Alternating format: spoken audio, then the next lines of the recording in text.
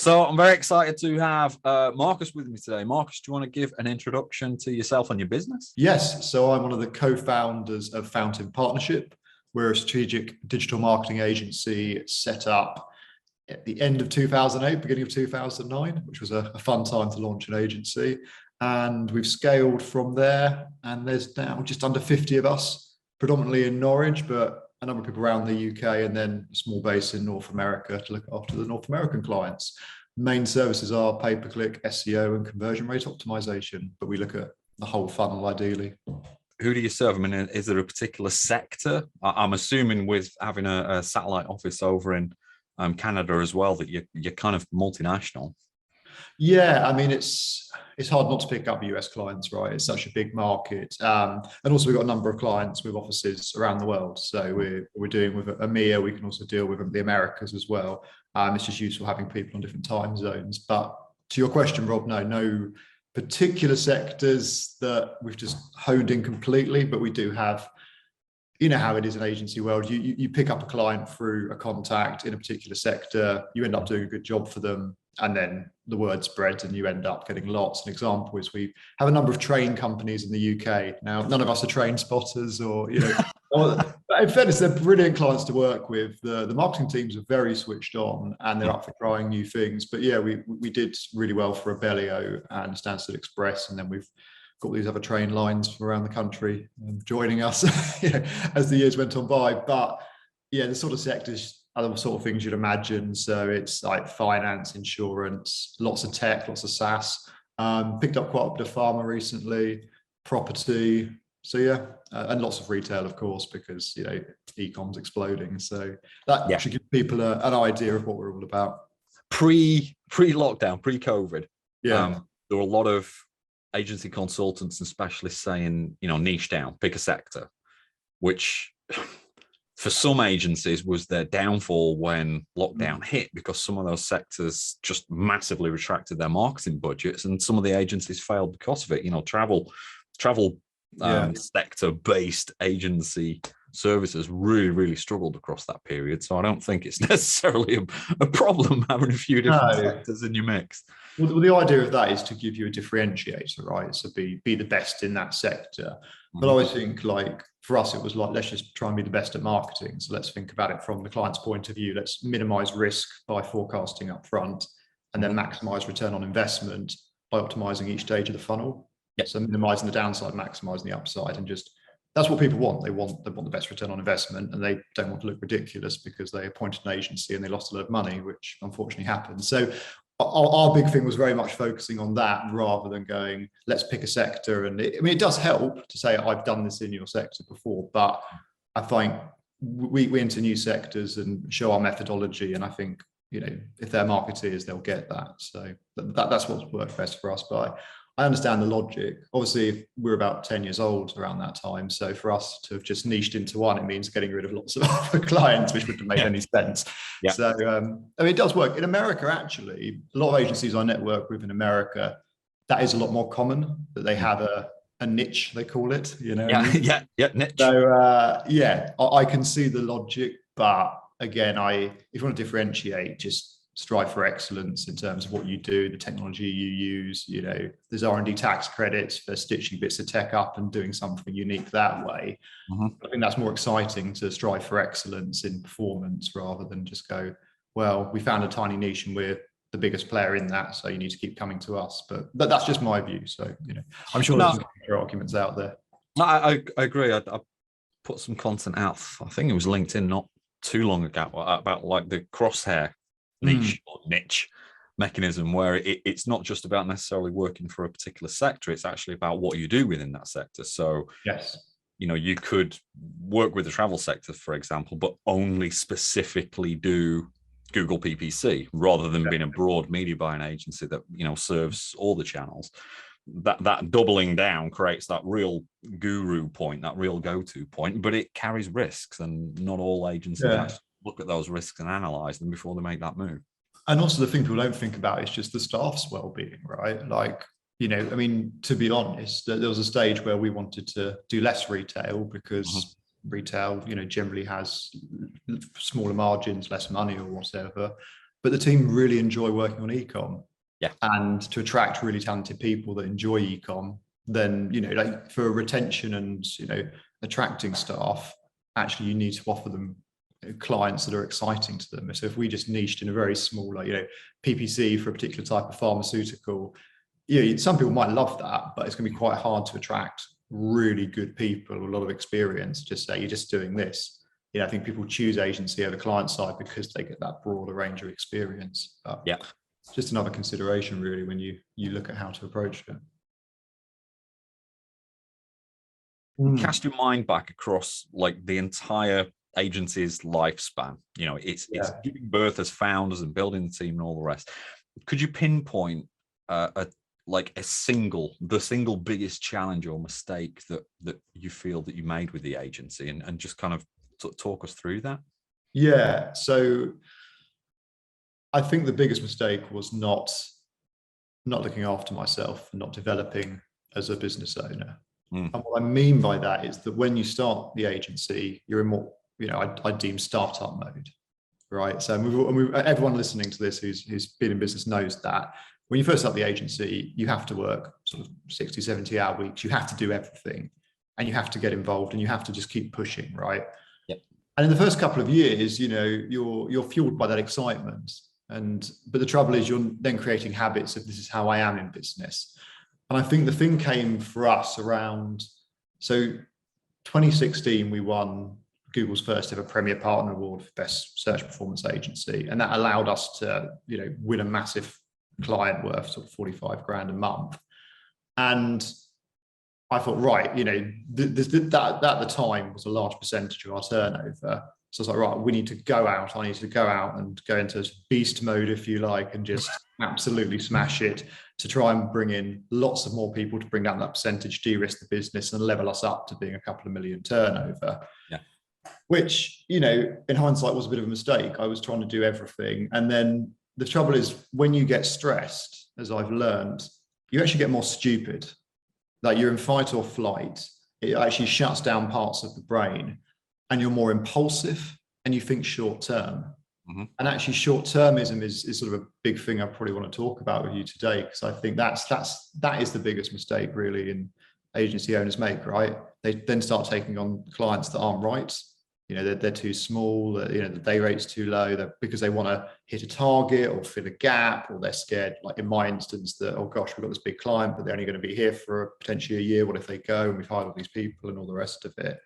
So there's something around the short-termism. But my story was I worked really hard throughout 2017. The client ended up leaving because, and it was a real shame, we hit their targets, but the marketing director left and they brought in a new one, and she wanted to bring in a much bigger international agency that she'd been working with in her previous job.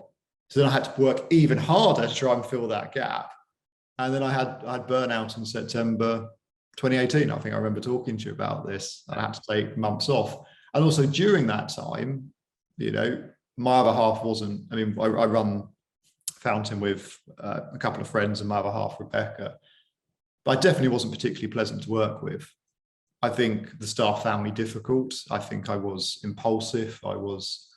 There's a book called Multipliers by Liz Wiseman. I highly recommend it. It talks about different two leadership styles. There's multipliers who get the most out of people and raise the collective IQ, and then there's diminishers who sort of lower the collective IQ in the room because they put people on the spot. They're, you know, coming up with ideas. They're just taking over the room. They're always the smart one. They're always on. They're always pushing.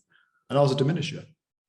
And, you know, the cost of that to my relationship with Rebecca, like we're still together, it's fine, but we'll probably both say that 2018 wasn't the best year for us. The relationships with staff members, like no one quit because of me, but people said they didn't enjoy working with me. It was terrible. And it's that, so I then had to go on this journey of going, oh shit, you know, what happened to the bouncy, enthusiastic Marcus of 10 years ago, who loved what he did and was coming into it with joy and delight. And now I'm sort of this monster who's just angry all the time. Why aren't we hitting targets? Why aren't we doing this? And it's because I just worked myself up. And again, I don't know how much people know about the way the brain works and neuroplasticity. But the brain's constantly changing and rewiring, right? Let's say that nerve cells that fire together wire together. So the more you practice being stressed and angry, the easier it is for you to be that way. Mm-hmm. So, and then the more you're in fight or flight, the more then you start getting sort of physical problems, right? So my thing was in September 2018, I woke up and I lost feeling in my arms and legs. I could still move them, but they were just tingly and odd. And that happened for weeks. And I went to the doctors and I was terrified. And they said, we don't know. And went up to a neurologist. And eventually they just said, you've got something called functional neurological disorder, which is brought on by stress. You know, and I thought, gosh, I'm actually making myself sick. And you go back to why you set up a business in the first place. It's so you can, you know, have the time, you know, have money to look after your health, have longevity, to be happier. You know, why are we doing this? So then I had to go on this new journey of, okay, how do I break out of startup mode? Because actually at the time, Fountain was doing okay. You know, the good news is all the extra work, well, you know, had paid off in some ways because Fountain was still growing, probably despite me, in fairness. But we're in a position where actually we're sort of at the, back then, maybe 1.52 million turnover mark. And there were people that I you know, that could do stuff, and I needed to start relying on them and start learning to delegate better. A brilliant book I read around that time was called Essentialism. Have you read that one, Rob? do you know what? On my bookshelf somewhere behind me, I've actually got 2 copies of it. Bizarrely. Have you opened them though? I've actually, well, I've opened one of them. There's no point in opening both. But I bought one and started reading it, and you and I had a conversation a couple of years ago where you mentioned it, and I bought it again, forgetting that I'd already got it. Yeah. But that book is actually, so the guy Greg McEwen, he writes for people probably in our situation, right? We're actually successful on paper as business owners, and because so many of the books are about how to set up your business and how to grow it and how to get the motivation, and we're past that stage. His thing is like, you're successful. How do you burn out? How do you do more with less? How do you focus on impact rather than hours, right? Because if it's always an equation with, I need to do more hours and have more energy, that will diminish as I get older and have more going on in my head. So actually I need to flip it and focus on, okay, where's the leverage points? How can I actually, like, what are the vital few things I can do this week that'll have a disproportionate impact? Because that's true. If you look back over the best clients you've ever won, or the big moments in your life where you made a decision, you did something and it had a massive impact, they're very small things in terms of time. And it's actually just prioritizing those. And the way to see them is to slow down. Mm-hmm. See, the thing I've learned is that we have an inner speed, right? Because everyone says, I'll slow down externally or whatever. But actually, if you're racing and you're in fight or flight all the time and you're filled with cortisol, it shuts down parts of your brain and you can't think as clearly. But if you slow down and you're in your body's releasing what's called DHEA, serotonin, a really nice, relaxed, happy hormones, you actually open up parts of your brain to have deeper insights. And I mean, most of our listeners will probably agree. I mean, Rob, like where do you have your best ideas? It's always been like down the beach, in the woods, whatever. And I learned this from running production for agencies for years. I could directly see financial benefit in allowing people the headspace in their working week to chill and be creative and feel more productive. Like that actually grew the agencies. The flip side of that is hammer them. Like, look at metrics, keep them working, put in 16 hours a day. Like you say, the ability to make the right decisions and think creatively, you just hammer it out of yourself. And then before you know it, you're in that horrible tailspin, which it sounds like you went into, and it's almost like a death spiral. There's hardly any way out of it. It's a vicious cycle. I mean, one of my favorite quotes is the difference between humans and machines. Humans start when you press stop. Yeah. But here's the thing, like, I mean, you consult with a lot of agencies, Rob. I mean, how often do you go in and there isn't what you used to give your guys, which is time to be creative, to let ideas flow? like how many agencies, when you look at, are actually they're on the productive end of the spectrum of like back-to-back meetings, metrics, push, push, push. I mean, presumably I imagine most of them are on that side of it. There's very few. It's got to be 95%. And Yeah. when I spend time looking at profitability with those agencies and spend time with their ops team or their finance team or whatever, they're normally constantly overrunning.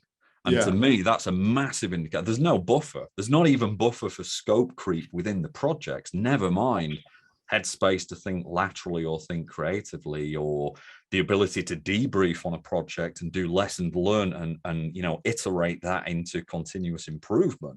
They're literally up against it all the time. You finish that thing late, you move on to the next one and play catch up. It's like, oh my God, like the whole agency is just scattergun, which is right. And then horrible. And that will come from the founders downwards, right? You're in that fight or flight. Yep. And when you're in that position, when it's that push to the wire, there's going to be a lot of drama. Yep. And another great quote I love from Keith Cunningham, who wrote The Road Less Stupid, is drama is expensive. Yeah. And it's expensive not just for money, but for health, for everything. So the biggest mistake is actually falling into that, just maintaining startup mode as you scale your business, because that's kind of what it was. And actually now, I mean, we're still not getting it perfect, but there's an awareness that actually, we need to slow down internally. We need to actually trust. And it's a weird thing to say, like, oh, I need to go for more walks. I need to go like walk on the beach, go, I need to do less. I have less in my diary. Mm-hmm.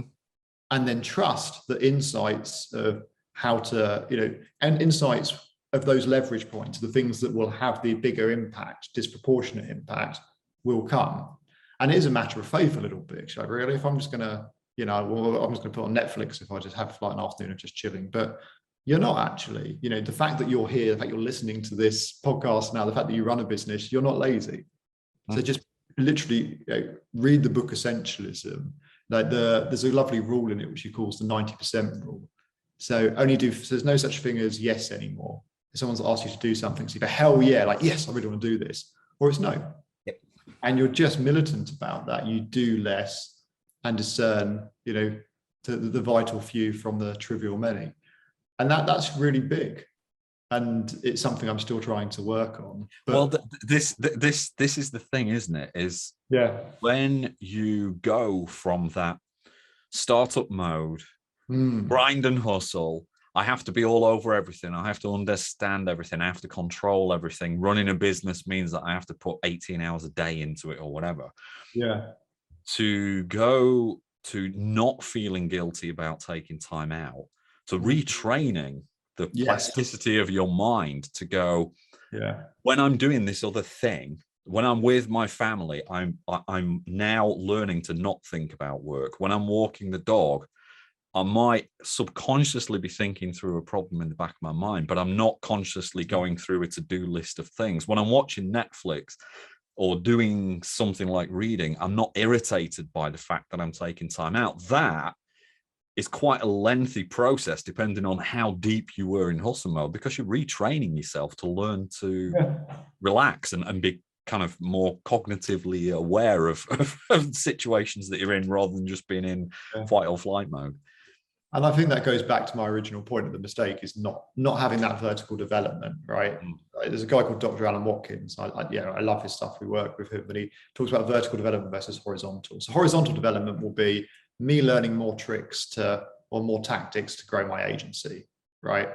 But the vertical development is me learning to slow down, be more patient, get less frustrated, listen better, be more present. Like, that's really cool.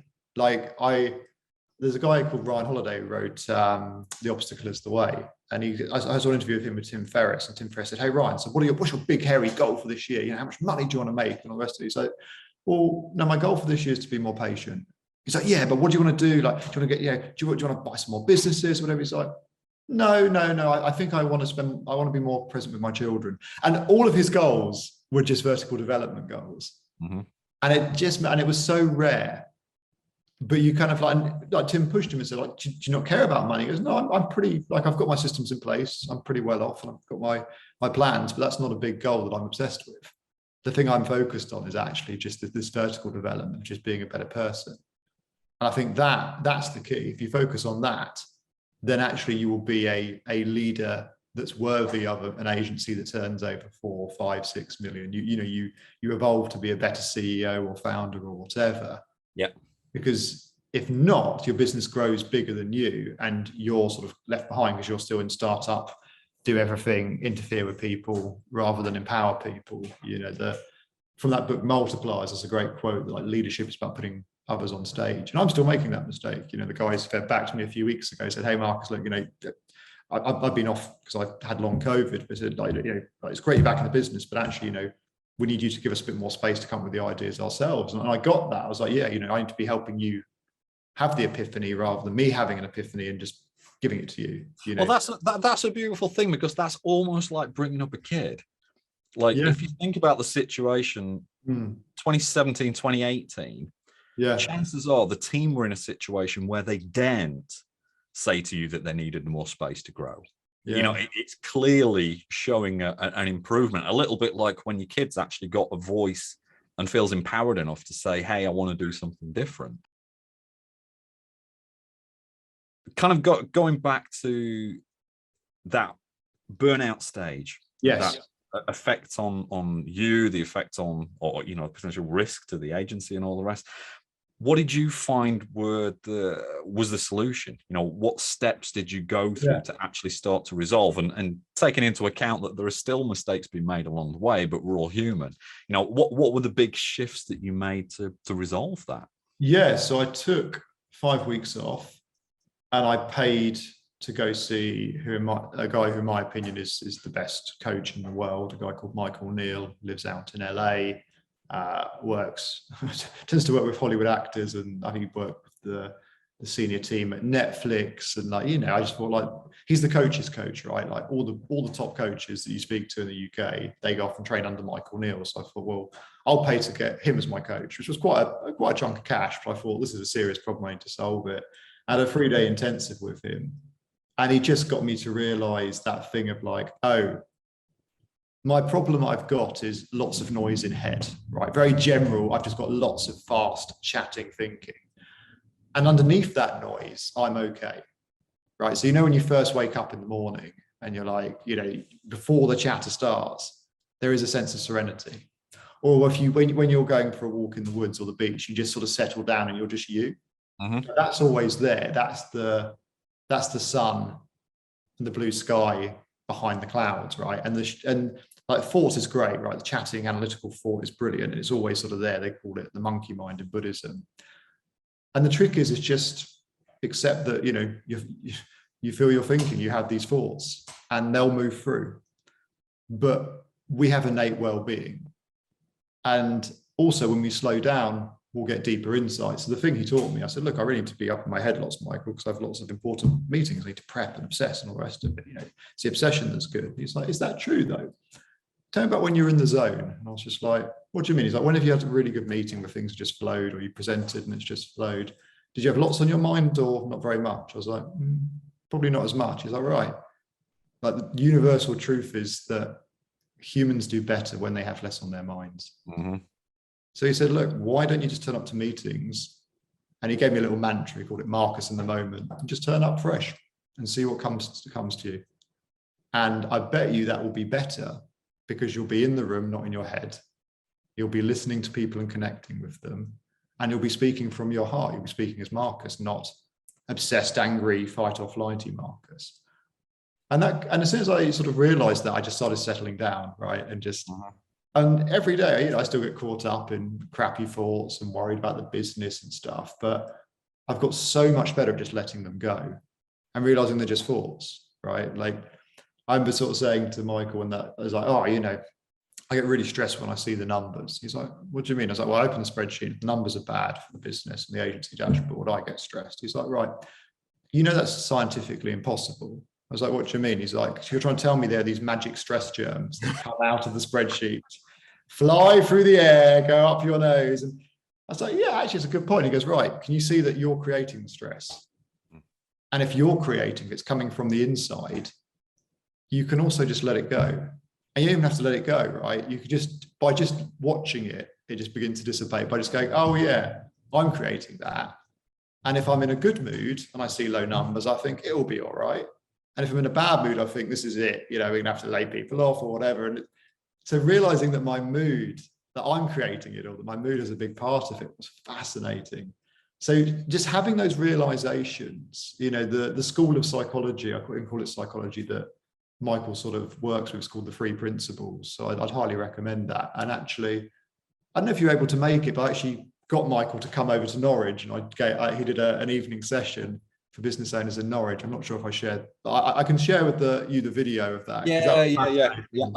I remember the invite for that. I couldn't make it because we've got a US client that we were working with.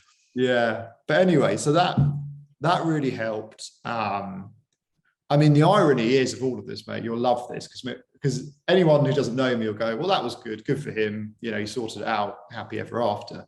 And of course, you know, 2019 was a brilliant year because I'd remembered all this stuff. And then 2020 hit. I caught COVID in March 2020. Yeah. And I completely forgot everything I'd learned. I went straight back into fight or flight whilst having COVID, and ended up having long COVID for 2 years. So it's almost like, what's that saying in life? That a lesson's repeated until learned. So I hadn't learned it fully. I was like, well, you know, I can be chilled until there's a real problem like COVID. And then I realized that, yeah, that helped facilitate a burnout with long COVID, which was quite stupid. But I mean, a lot of the things we're talking about are actually principles within meditation, aren't they? That there's a guy like you were saying about, you know, the kind of wake up routine. I always get up early. I've always got up at like 5 o'clock in the morning, and I learned over the years to like ignore this thing. Won't touch it. Don't look at my to-do list. Don't do anything else. I read and I meditate in the morning. There's a guy, I think it's through the car map, a Canadian guy called Jeff Warren, who does guided meditations, dailies, but he's a little bit different. And it's finding the person that can show you the way and then creating that consistency. But a lot of what you talk about seeing things and letting them go by, you know, recognizing that they're there, but not necessarily acting on them, they're kind of core principles of meditation practice. They are. The part of it I hadn't, and the thing that I used to do mindfulness, and the thing I didn't realize is that actually I'm okay underneath all that noise, right? And that I can have deeper insights if I slow down. So there's a beautiful book on this called Slowing Down to the Speed of Life. What they talk about is there's sort of, you almost got two parts of the brain. There's the analytical part of the brain, which is, right, okay, I need to work out this problem. I need to build this spreadsheet. I need to do a to-do list for the day. And then there's what they call free flow. And the problem is, in business, we spend 95% of our time in this analytical mode. And also we try and use the analytical part of the brain for dealing with human interactions and emotional problems and stuff. And actually, we're not so good at doing it that way. It just doesn't seem to work. Like, analytical is great for a mathematical problem where there's a solution, where you have all the variables in place. But if there's a HR issue at Fountain and I'm being pulled into it, for example, I need to sort of listen with that more free flow, deeper part. I need to listen from my heart. I need to and bring a bigger part of me to it, because the analytical part's from the sort of prefrontal cortex, and that, you know, it's very limited in what it can see and do.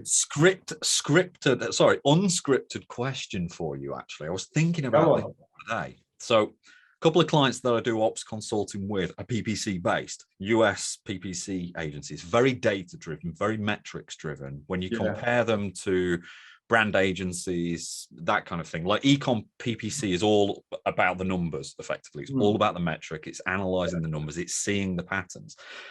I was going to ask you, from the point of view of being a founder of PPC or a data-driven agency, do you think that actually creates a challenge in itself? Because you guys are built to do the analytical stuff, and yet the very challenge that you have is not over-analyzing, and it's almost like the day job and the you clash occasionally because of the behaviors. You're entirely right, and I think a lot of PPCs get really stressed because when you've got a hammer, everything looks like a nail, right? When you can put something in a spreadsheet, and don't get me wrong, like, I love data, I love the scientific methodology, like, it's brilliant, but you need all the data in place, right? Or you have to make assumptions. And the problem is, where you're dealing with some hardware that's very old, where you've got like a brain that's very emotional as well, right? then actually you're not being that rational. So you're trying to take a logical thing, and you can't solve a feeling, right? When I'm stressed in a low mood, the way I've always solved it in my life, and you have kids as well, the way my son solves it is he just waits. Yep. And knows it will pass. Like when Zach gets upset, I sort of share with him these ideas, and he comes to me and goes, Daddy, I'm having bad thoughts, which actually is better than him saying like, I hate my life, or I hate my teachers, or he just realizes he's having bad thoughts about them. I say, now Zach, what do we do when we get bad thoughts? He's like, we wait for them to go. We don't do anything, and they do. And just knowing that is enough. It's enough to take that pressure valve off, because then you don't actually have to do anything. Yeah. Like, it's so true. Like, we've all had that experience of like being in a low mood, getting an email from someone, getting offended, and then reading again the next day and thought, oh, wow, that's not actually what they meant at all. What was wrong with me? Yeah. Literally in a different part of, like different parts of your brain, like light up and shut down. Like Dr. Alan Watkins talks about that. He talks about, when you get stressed and you fight or flight, you have what's called like a frontal lobe lobotomy. Which is true, because we don't need to think analytically when we're stressed. So actually, the more stressed you get, the more stupider you get. And there are times when I'm stressed out and I'm like, right, that's it. I'm subbing myself off. Yeah. It's like a game of football. Like, right, that's it. You're going home for an early bath, Mark. It's like, you're in a bad mood. You're going to end up causing more damage than good in this business today. Go for a walk, go home, and just wait, and it will pass. You're not your best. I completely agree. I swear my dog knows when projects that I'm working on are difficult, because she's getting walked more. Yeah. The pattern of the walks changes. I will literally get to a point, and other people, particularly clients or partners, might find this a bit abstract, but I'll get to a point where it's like, I'm not going to keep smashing at the keyboard and trying to like brute force my way through this problem. I'm off out. Yeah. I'm just taking the afternoon off. I'm going to go and do something else, and I'll come back 100% of the time. It used to take longer, but now I'll come back with a solution, and everything's calmer and everything's much more in flow. So it is that you got to sub yourself off. You got to see that there's a problem, and you've just got to go, right, change direction, go and chill. And I think that's it. And it is difficult, because I think logical sort of, process-driven people do see us like machines and get annoyed that we're not. And it's inconvenient that we have to sub ourselves off, or that quote I said about, human start when you press stop. That's annoying. I can't put that in a spreadsheet. Marcus's creative time, right? I was listening to a podcast and I was talking about this sort of about creativity and productivity. And someone came up to him afterwards and said, so how long do I need to get my guys to shower for creative ideas? It's like, no, you can't force it, right? And that's annoying, but it's also liberating at the same time. It's like saying, now we're going to have fun, Rob. Let's schedule in some fun. Yeah. It's like, scheduled fun's the best fun. Like it can't happen. And I think, as creatives, we know this. As PPCers, we kind of don't want to acknowledge it, but it's sort of true. So it's, there are times when you have to be in logical mode, but it's being able to flick between the two. And I will give another plug for that book, Slowing Down to the Speed of Life, by Dr. Richard Carlson and Joseph Bailey, because they talk about that flicking between analytical and free flow as that's the way to liberation. They've got a chapter called the seven ways to deal with stress, which I've actually typed up and printed out, and I give to my team members when they're stressed. And it basically is saying this sort of thing, that accepting that, you're feeling, you're thinking, it will pass. And if you're in a low state of mind, the fact you're feeling negative emotion is a message that you shouldn't be listening to what's in your head right now. It's a message that's saying, wait for you to become your best self, and then you'll know what to do, and just trust that. And that goes back to the biggest mistake with all this, Rob, is not having vertical development, and then having health problems and the universe push me into this sort of learning this stuff. And it's so much better. And I'm, Fountain's 50 people, bigger than it's ever been. Brilliant senior leadership team led by Alice Rose as MD and Gareth as FD. And there's my job now is to network and to just go and engage with people and try and help, right? That's a nice place to be. And I imagine it's what other agency owners look to at some point. But I had to go through hell internally to figure this stuff out. So anyone listening, hopefully they can pick up some of the books that I've mentioned potentially, or just start working on that introspection and just start realizing that there's some truth there, that I have my best ideas when I'm slowed down, that I often have arguments with my other half when one or two of us in a low mood, right? Me and Rebecca learned this stuff, and it's like, if one of us is in a bad mood and wants to start an argument, we're like, let's put a pin in it, right? Because there's 100% failure rate, right? We've got forecasting. If one or two of us is in a bad mood, the argument never ends well. Mm-hmm. So what we do, we're entering into 100% failure, endeavor right now, having an argument. So let's write down what we want to discuss, and I'll tell her in 2 days' time, and we're both in a good mood. We'll look at it, and then in 2 days' time, and often we forget we actually wrote those things down on our phones, and then when we do, I go, really? Was I pissed off? Yeah, what was that? Yeah. But if that's true in your relationship with your other half, it's also true of your relationship with your business, with your clients, with everyone. So much of it ties into your mood and not taking it seriously when you're alone. It's taken me years to realize that it's the relationship with yourself. Mm-hmm. That idea of self-love, that idea of looking after yourself, that's, in our culture, that's almost a polar opposite to what you should be as a grinding business owner. Like, you're all about the numbers, you're all about the making money and all the rest. But actually, if you can't look after yourself and you can't look after friends and family, chances are you can't look after the business either. It always comes back to you. Casting back, if we could go in a time machine and you could take what you know now, I know it's that horrible hindsight question, but what would you impart to younger Marcus as advice to avoid such a big mistake as younger Marcus develops his agency? You don't have to work yourself up to get what you want. And actually, you're going to end up sabotaging yourself and the business. You're going to become your worst fears. You're going to become someone you don't like if you don't pay attention and have that introspection. And it's so counterintuitive, but there is this moment when you need to flip from startup to grown up. I was on a mastermind group with someone who I probably can't give his name because it was closed mastermind, but he was CFO of a large international corporation. Mm-hmm. And I remember talking to him around this time, and he sort of got annoyed with me and banged his fist on the table and said, "When the fuck will you grow up in business, Marcus?" I was like, "Woof." He's like, "There's only two jobs that you have to do. One, you need to see what the business needs. And the other one, you need to find out who's going to do it, because it never should be you." I was like, "Oh, that's right. I need to be managing outcomes, not tasks." Yeah. I need to be finding and building that stellar team of wonderful people, not just jumping in all the time. And his story was the same as mine. He'd taken the company public, and he worked 70-hour weeks, and he was walking through the streets of London, and he went blind and fell over, and he was in hospital for 2 months. It was all stress related. And that's when he learned that. And from then on, like for the rest of his career as CFO, people would always take the piss, because he'd say, "Right, I'm joining this working group." But as soon as he'd join a new group, the first thing he would say, the first item on his agenda is my exit strategy. He's like, "I'll be part of this for 3 months, and here are the things I want to, bring to the table. And then after that, this person will succeed me." Yeah.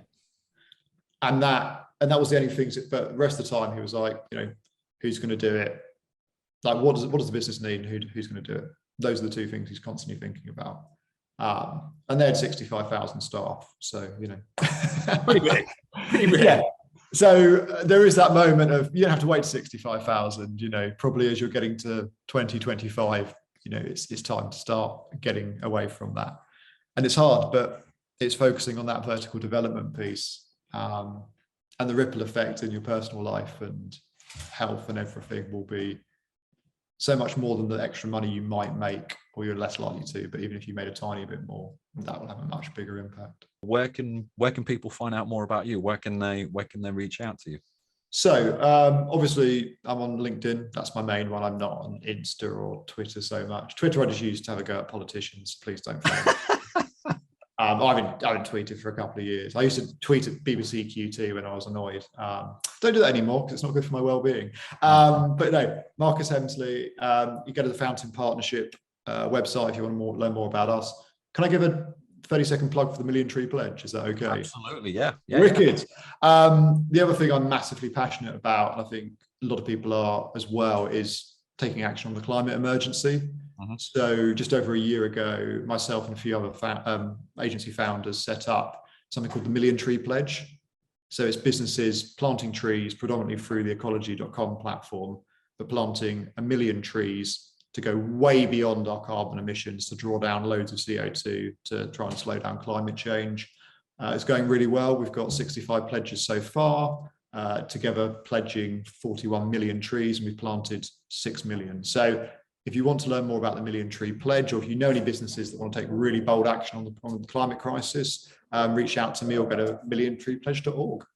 Beautiful. I will put that link in there as well. Marcus, thank you for your time. And for anybody that's watched this and enjoyed it, or even if you haven't enjoyed it, go and pledge. Go to that link that's somewhere around this video or in the description of the audio, and go and pledge. Thanks for your time. It's a great session. All right. Take care, mate. Okay.